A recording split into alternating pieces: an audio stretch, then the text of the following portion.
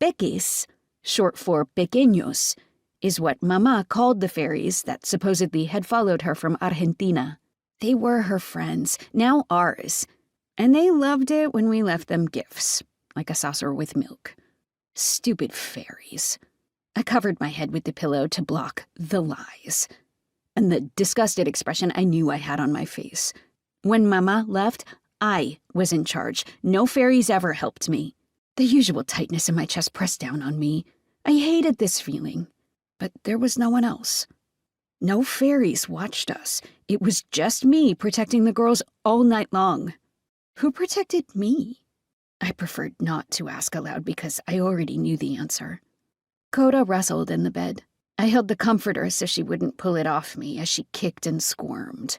On the other bed, Avi slept like those garden statues of dreaming cherubs, her bottom sticking up in the air, her mouth a perfect pucker. Mamá finally came back to kiss us goodnight before she headed out. She covered Avi with the Winnie the Pooh blanket. She straightened the covers on Coda's side of the bed. And finally, she knelt on the floor next to me for the last directions of the night. Stay in bed. And if Avalon wakes up, go sleep with her. I know.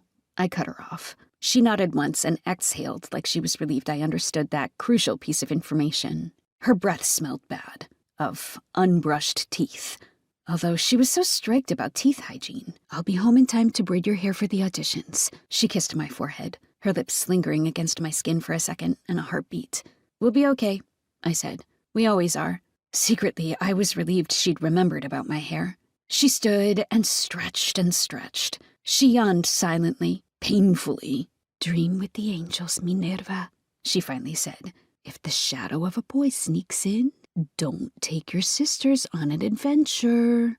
Wait for me. I smiled, rolled my eyes at her, and shook my head all at the same time. Don't worry, I said. I'll be here. The door clicked shut, and I fell asleep right away. My dreams were full of music and fairies, sneaking shadows and glitter. When I woke up, I bolted to a sitting position. Our basement apartment was usually dark even in the middle of the day, but a little light still entered through the small, grimy windows. It was too light for 6:30 in the morning, when Mamá always came back from work and got us ready for the day. She usually took a little nap while we were at school, and then at noon, she took Avalon to daycare and headed to her day job for a few hours until dinner time. I slipped out of the bed, noticing golden glitter on my pillow.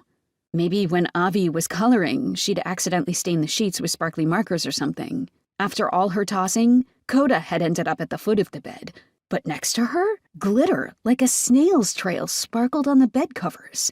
Avi had slept through the night. She was still in the same position I'd seen her in last. She smiled like her dreams were magical. But where was Mamá?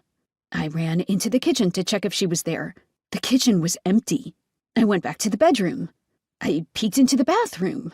In our dark basement apartment, there was no trace of Mamá. 8 o'clock flashed on the microwave clock. And for the first time in my life, my mom wasn't home when I woke up.